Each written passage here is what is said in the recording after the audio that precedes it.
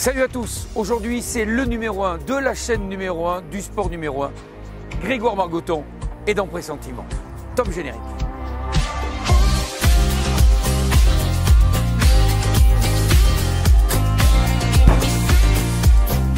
Bonjour Grégoire. Bonjour Julien. Oh, ça commence bien. Très bien. Merci de nous accueillir ici dans cette maison qui est la tienne depuis un peu plus de 3 ans, puisque nous sommes à TF1. Le bar de l'info, c'est un truc improbable, il y avait des gens importants ici. Ça veut dire qu'on jouxte les plateaux. On est à 5 mètres du maquillage et juste en dessous, ou presque, là, il y a le plateau du 13h et du 20h. Ouais. Le tien est un peu plus loin. Quand j'ai le tien, c'est... Oui, suite téléfoot, oui, à 10 mètres après, ouais, plus petit, plus intime. Ouais. Le principe sera le même que pour tes collègues et homologues. Des questions sur ce que tu es, sur comment tu ressens le sport et ton métier. Voilà pourquoi ça s'appelle Pressentiment. Et l'occasion d'ailleurs de commencer par ce qui est pour nous immuable et pour lequel on prend un plaisir indicible. Qu'est-ce que c'est que ce truc? Alors, une question vache. Une question sur le sport. Alors là, je veux croire que ce sont des questions essentiellement sur le football. Je vais te proposer, s'il te plaît, de prendre une enveloppe, de lire la question, mais de ne pas donner la réponse si tu l'as, pendant que tu la lis. Je vais juste rappeler et remercier les gens grâce à qui nous sommes aussi là aujourd'hui. Ratel Prod à Bordeaux. Oui, tu montres que c'est... Non, vas-y, continue. Ratel Prod à Bordeaux. Ratel, absolument. Studio S à Paris. Et remercier pour la captation, notamment les montages et le boulot d'une équipe qui est là, que vous voyez pas, mais qui est juste exceptionnelle. Alexandre Pajot pour son aide. Il fait aussi la sécurité, puisque tu disais que c'était un emballeur tout à l'heure. Johan Dubuc, qui est mon pote, qui toujours suit cette aventure avec passion et enthousiasme. Valoulou, qui se charge de m'habiller, quand même, une pensée pour elle. Et puis enfin, Adrien Boboski, qui s'occupe, de moque de moi, qui s'occupe des jingles et des sous-titrages. Donc voilà, c'est l'occasion, puisque Grégoire est là, de remercier bien évidemment toutes celles et ceux qui sont là. Arthur, 95, c'est une Nicolas, vraie chaîne de télé. Bravo. je vous embrasse fort. Une vache. La question. Qu'est-ce que c'est? Oh, Dis pas de gros mots. j'en ai aucune idée.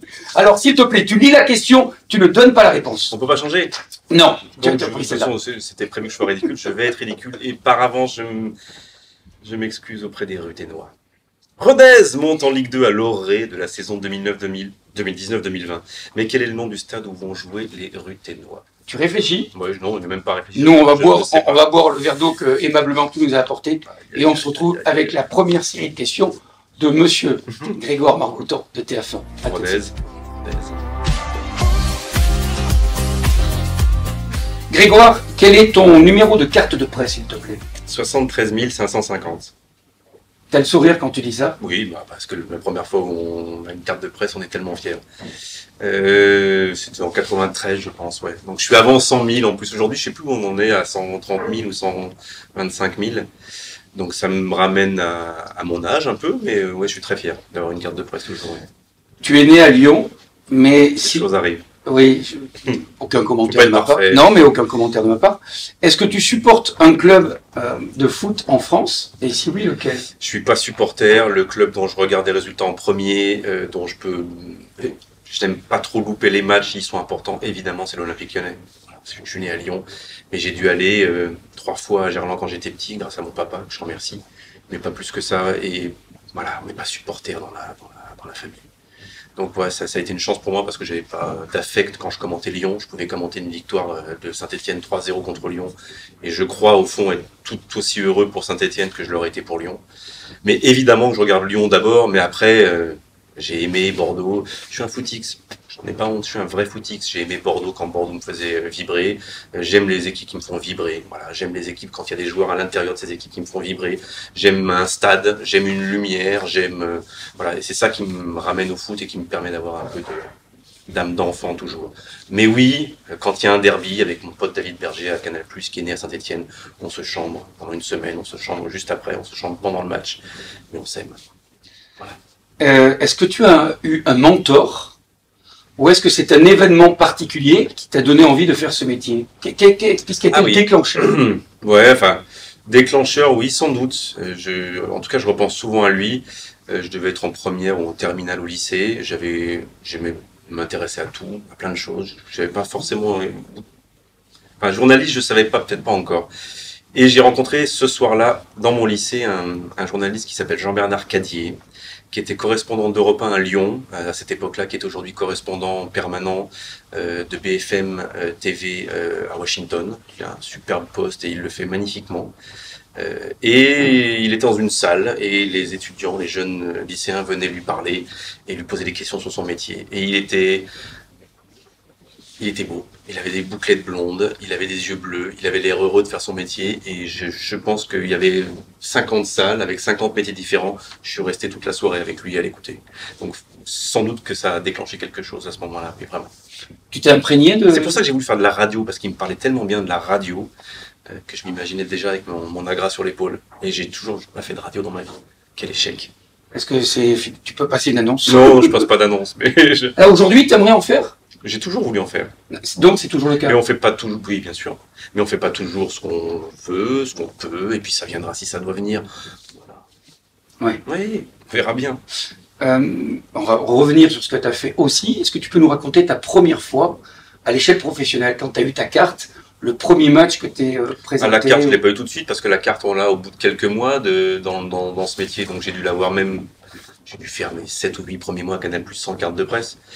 Mon premier souvenir professionnel, c'est, on arrive en juin avec Vincent Raduro, sortant tous les deux d'une école de journalisme de Paris. On est en stage, enfin pas en stage, on est en CDD, juin, juillet, août. On avait 3 mois de CDD à la rédaction des sports, qui partait quelques semaines après à Barcelone aux Jeux Olympiques. Donc on s'est retrouvés tous les deux tout le mois de juillet pendant les JO à pas faire grand chose, à regarder beaucoup la télé, à nous imprégner de Canal+ et de ce lieu-là. Mais le mois de juin, notre premier mois, je me souviens très bien d'avoir été ce qu'on appelle en secours, c'est-à-dire sur le plateau à Paris, au cas où il y a un problème technique avec la finale NBA que commentaient George Eddy et Eric Bénard. C'était les Bulls contre les Portland Trail Blazers, c'était Jordan contre Clyde Drexler, Terry Porter, etc., etc. Et j'étais donc de 3h du matin à 5-6h du matin en plateau à regarder la NBA et à préparer au cas où il y a un problème technique. On rejoindra dans quelques minutes nos envoyés spéciaux, il n'y a jamais eu de problème technique. Et j'ai regardé du basket très tard pendant 5 matchs. Ça a dû faire 4-1, ça a dû être rapide, je pense. Et ton premier match? Et c'était un super souvenir. Ouais. Vous êtes là la nuit, vous sortez de Canal+ à 6h du matin, il fait jour, c'est le mois de juin. On vous a payé un taxi pour rentrer chez vous. C'est extraordinaire. Quel âge tu avais? 21 ans.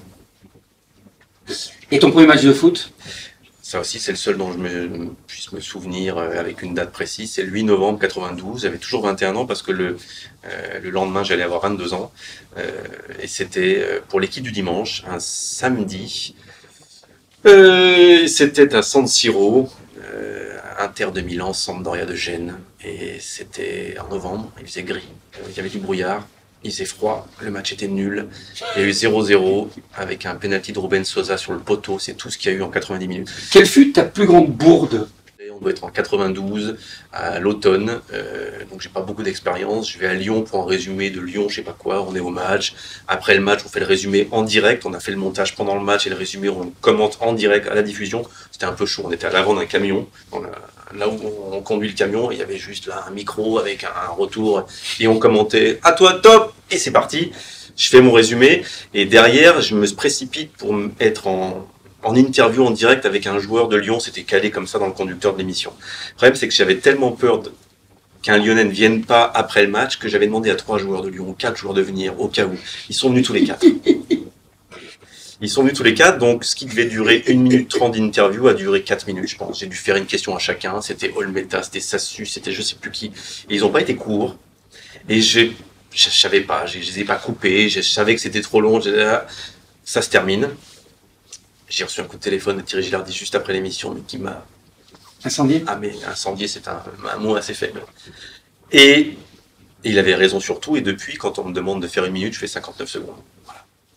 Ah, ça j'ai appris, mais ce soir-là, mais direct. Donc oui, c'était une bourde. Voilà, respecte les temps. Et j'avais pas respecté le temps, mais parce que j'avais peur que personne ne vienne. Et ils sont tous venus. Voilà.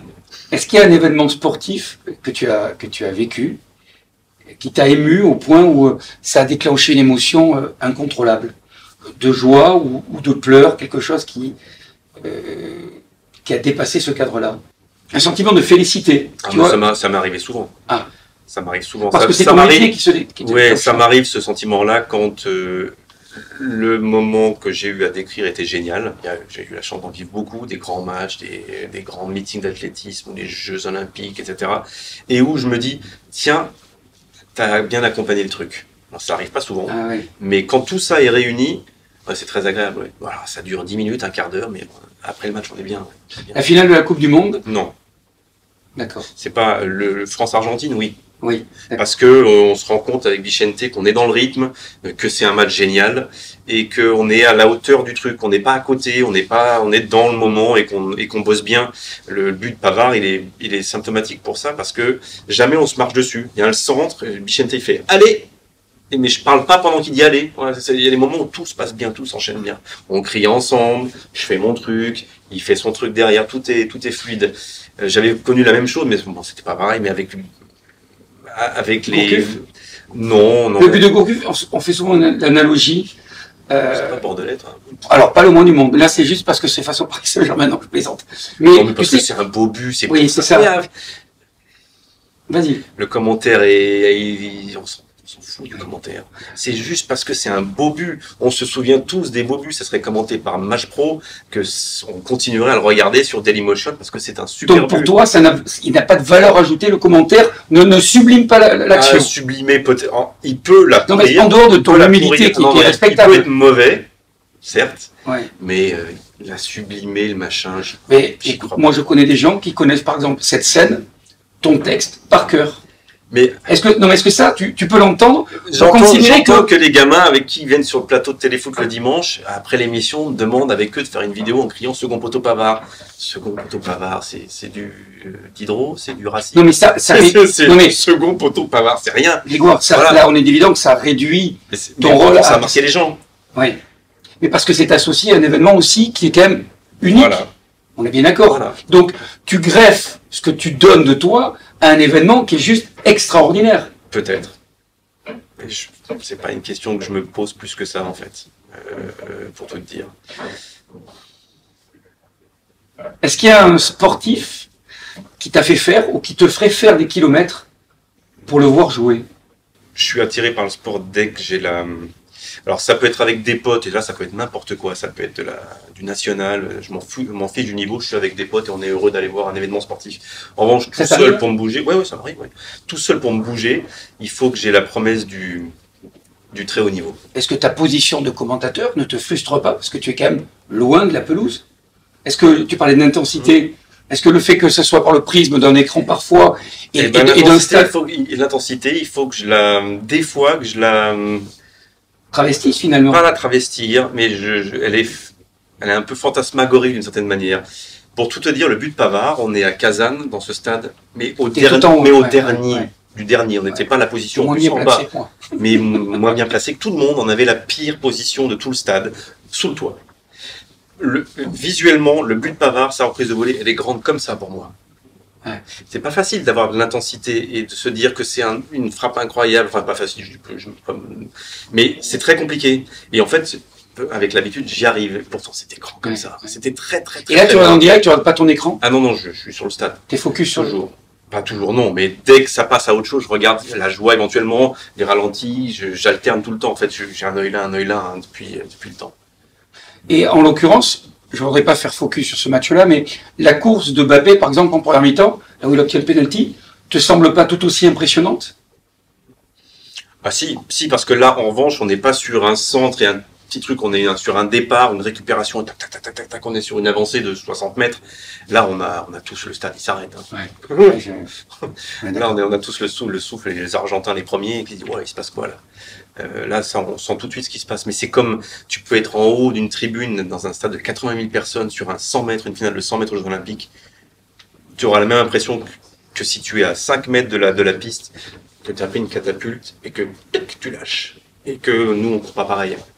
Ça va, mais c'est pas humain. C'est terminé. C'est incroyable. Pour en terminer sur cette scène-là. Toi qui vas en fil régulièrement, on va voir même un de niveau international, pas forcément la finale des JO. Des gens qui courent en 10 secondes. C'est incroyable. Je reviens une demi-seconde sur la course de Mbappé. Tu vois qu'il y a pénalty tout de suite? Je me souviens plus du commentaire, mais Après, tu vois, et puis on est tous pareils, nos yeux vont tout de suite chercher l'arbitre, tout de suite chercher la réaction de l'arbitre, le mouvement de l'arbitre, s'il y a quelque chose là.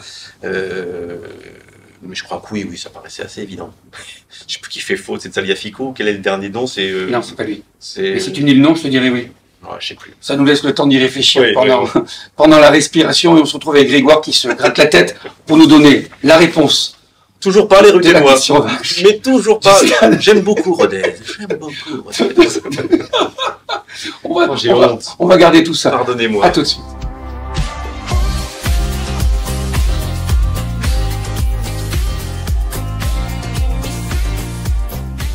Grégoire, l'enveloppe est la tienne, enfin surtout la question. Non. C'est toujours la même. Donc je suis obligé de la reposer.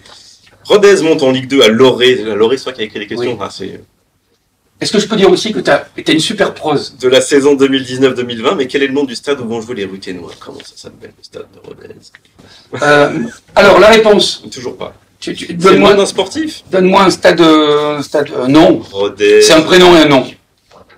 Bon, mais dis au pif, de toute façon, je sais très bien que tu ne trouveras pas, personne ne trouve d'ailleurs, sauf eux, mais tant mieux. Et puis peut-être qu'on va apprendre à les connaître lorsqu'ils seront en première division l'année prochaine. Enfin, dans 2 ans. Paul Lignon. D'accord. Est-ce que tu pourras le placer sur un prochain match de l'équipe de France? Oui. Ah oui, on va essayer, oui. C'est cool. Nous, on boit un coup, parce qu'on en a bien besoin. Il fait extrêmement chaud à TF1.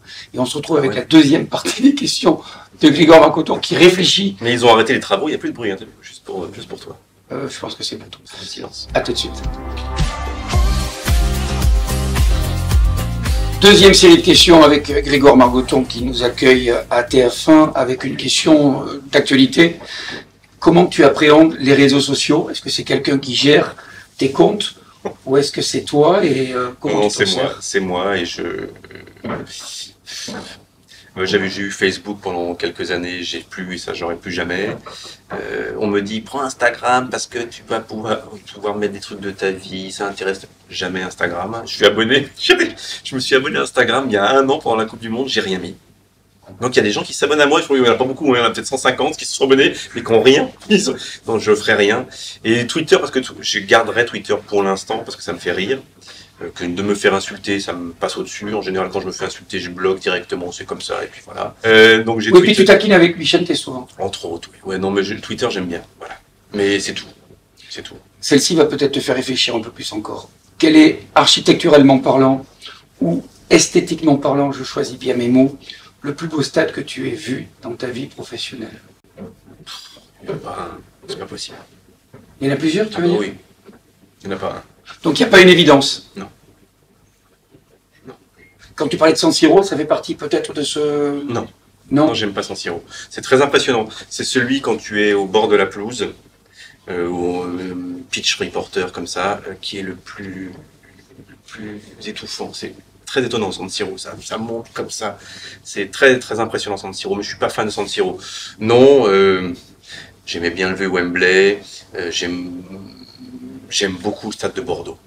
L'intérieur moyen, l'extérieur je trouve, je l'ai découvert pendant l'Euro, c'était la nuit je crois, c'était illuminé, on m'a raconté que tous ces pylônes c'était une allégorie pour les pins des Landes, la forêt des Landes, et j'ai trouvé ça magnifique, je le trouve très beau, voilà.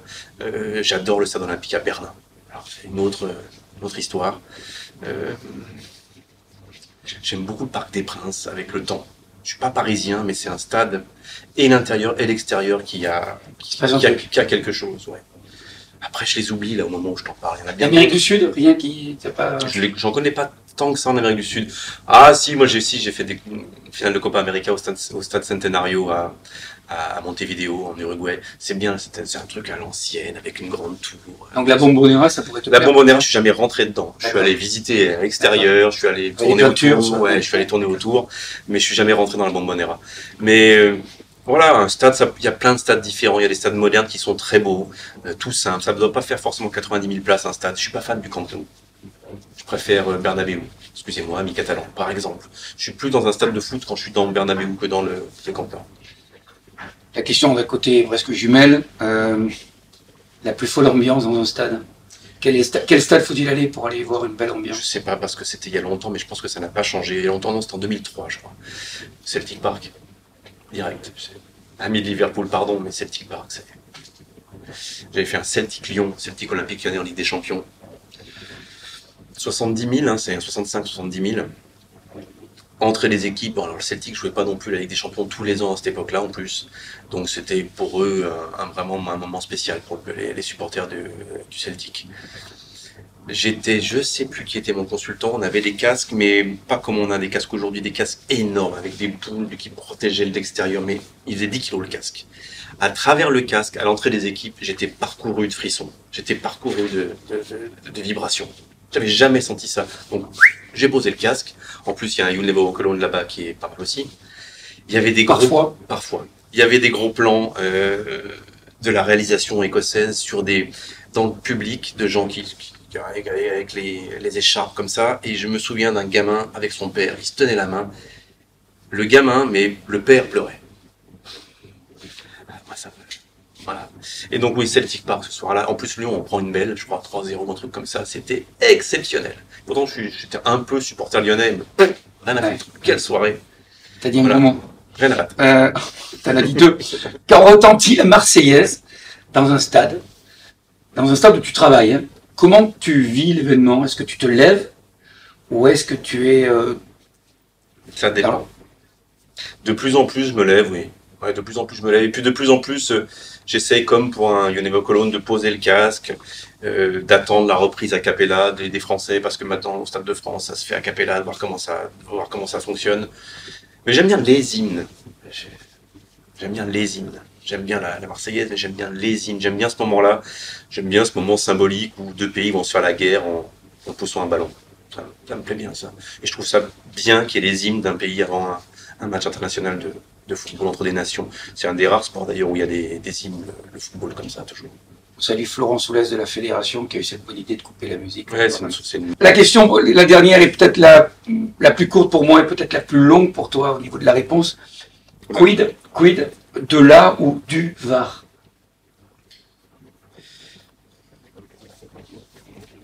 T'as une minute. J'ai une minute. Après, il faut rendre l'antenne. J'ai une minute. Écoute, si je te répondais avec mon esprit d'enfant qui aime le foot, je dirais que je suis totalement contre et que ça m'énerve. Et si je te réponds avec mon âge et mon recul et malheureusement toute la culture qui s'est accumulée avec le temps, c'est la marche du temps. On ne reviendra pas en arrière. C'est inéluctable? Oui. Oui, c'est donc Michel Platini? Non. C'est inéluctable. C'est pour l'instant employé peut-être pas de la meilleure façon. Je suis pas sûr que tous les domaines d'intervention du VAR, je préfère dire de la VAR en plus, de la VAR soient assez clairs et définis aujourd'hui. Et je trouve que le processus de tiens, il y a un but, mais on n'est pas sûr. Attendez, plop, plop, plop. Alors on a le droit d'être heureux. On attend pour être heureux. Je te rappelle le France-Espagne, premier match. Par exemple. Le but espagnol est d'abord annulé. Mais ça avait été, on avait trouvé tous le côté positif de la VAR ce soir. Alors on s'était dit qu'il y avait des erreurs qui avaient été rectifiées et corrigées. Ouais. Donc ça ne résoudra pas les erreurs complètement. Ça laissera le football dans le gris et pas dans le noir ou le blanc. Ça c'est sûr. Ce qui me dérange pas. C'est juste ce petit côté d'après de coupeur d'émotions qui pour l'instant me dérange. Je suis sûr qu'on peut faire mieux que ça. Je suis sûr que le système peut être plus efficace. À l'annonce des buts, par exemple, t'attends de savoir si... Non. Et c'est pour ça que nous, on va peut-être aussi s'y faire. Et le spectateur dans le stade et les commentateurs, on va... il se passe un truc. Mais au moins, on aura eu notre malheur ou notre bonheur pendant 20 secondes, 30 secondes. Il faut arrêter d'imaginer que après un but, même pendant un but, on n'est pas sûr, il y a la VAR. Non, si on est sûr, on y va, et puis on peut se tromper, au moins émotionnellement. Mais voilà, ça sera rectifié ou pas. Mais trompons-nous, continuons à nous tromper. Quel bonheur, Grégoire Margoton en pressentiment avec un petit clin d'œil pour Xavier Giraudon, grâce à qui aussi nous sommes réunis aujourd'hui. Merci beaucoup Grégoire. Merci à toi. Salut. Et à toute ton équipe. Absolument. Et ils sont très tu as raison, on les garde dans la vidéo et jusqu'au bout. Merci. Salut.